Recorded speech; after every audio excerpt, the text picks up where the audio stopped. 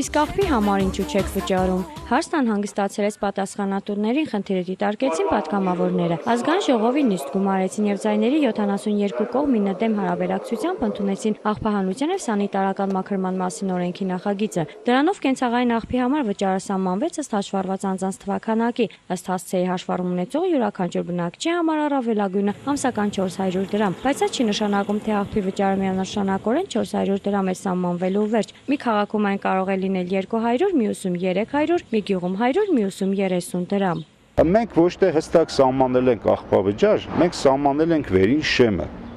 Այսինքն դրանով հակառակը մենք փորձել ենք խնդիրը այնպես դնել, որ ավականիները իրանց,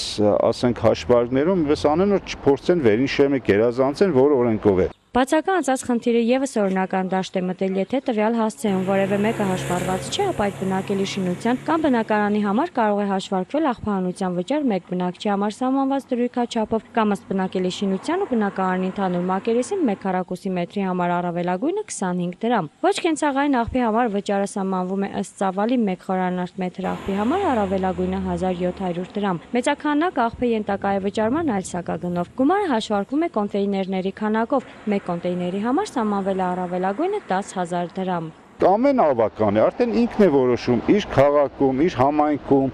ինչքան է ռեալ գինը, աղբի եւ ինչքան է ժողովրդի հնարավորությունը։ Գյումրու քաղաքապետարանի մամլոպատասխանատուն տեղեկացնում է, որ մեր քաղաքում որպես աղբի վճար մեկ անձի հաշվով գանձվում է 100 դրամ։ Փոփոխությունները դեռ Գյումրի չեն հասել, ավականին էլ նիստ չի գումարել, վճարի չափ չի փոխվել։ Օրենքը ոչ թե նոր սակագներ է սահմանել, այլ սահմակրում իրականացնող կազմակերպությունների աշխատանքի ծավալն է ավելացրել։ Համայնքը պարտավորվելու է փողոցները, հրապարակները, մայթերը, այգիները, պուրակները, նրբանցքները, բակերը, շենքերին հարակից տարածքները պարտադիր ենթարկել սանիտարական մաքրման։ Այդ աշխատանքների իրականացման համար վճարելու է համայնքը իր բյուջեից։ Բնակիչը դրա համար հավելյալ դրամներ բացի վարձավճարից ոչ մեկին տալու պարտավորություն չունի։ Այնտեղ հստակ պիտի գրաֆիկ սահմանեն աղբահանության, հստակ պիտի գրաֆիկ